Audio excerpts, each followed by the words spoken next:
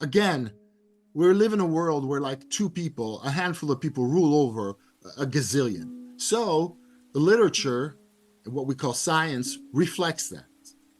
In other words, 99% of what you read is false. So if that is the case, doesn't that apply to scripture as well?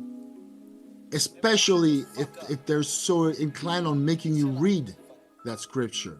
It's like, See, I'm just saying, including in scripture those things like Rabelais, Cervantes, Shakespeare, maybe some of these yes, people. Yeah. That would be the fifth gospel idea. yes, the classics. Yeah, Yeah. we talked about this, Yeah. years ago.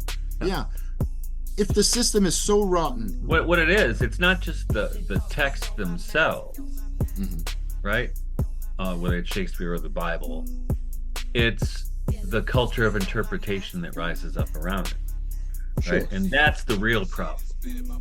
Interesting. You get it's the hermeneutic, right? I mean, with Christianity in particular, all the different sects of Christianity, it's a competition of interpretations, right?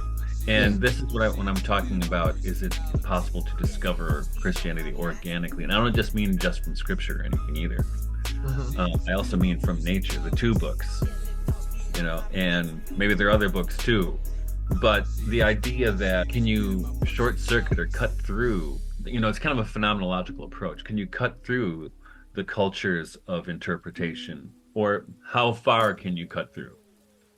To what degree? Because you're never going to be totally It's a out. wild question, Michael, really wild. And again, the two books would be key.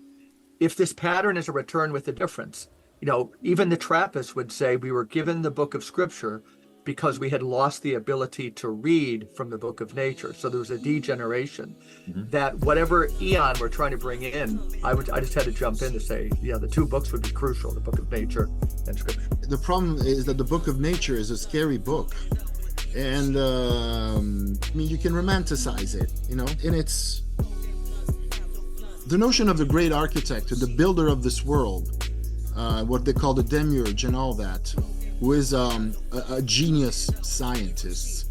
There's no question about its existence. No question. People have that experience. You have those experiences, whether it's through the arts or liturgy or nature or whatever it happens to be, where something beyond the terrible weight penetrates through or shines through. I think shine, and the word von Balthasar uses is splendor, right? It shines through. But I think both are true. And so the question is, which is the real world, right? And in Gnosticism, it's the one that shines through that you're trying to return to, right? You realize that most of what you see, or almost all of what you see, is illusion and fabrication. And the task in Gnosticism, it's what's the knowers, right, is to find the way back to the real world. That's your Hymn of the Pearl interest. Yeah, Hymn of the Pearl is the same story. Sure. And again, that could be canon, a larger notion of canon. Guido? Yeah.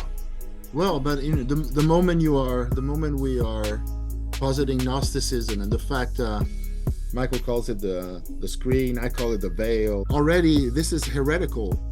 This is heretical material from the church's viewpoint. No. So we refound the scripture with a Gnostic twist. Great. If you cannot entrust yourself to a parent that's going to protect you, then what? Then what? Are we refounding a creed of orphans? I'm keeping to this theme of a return with a difference.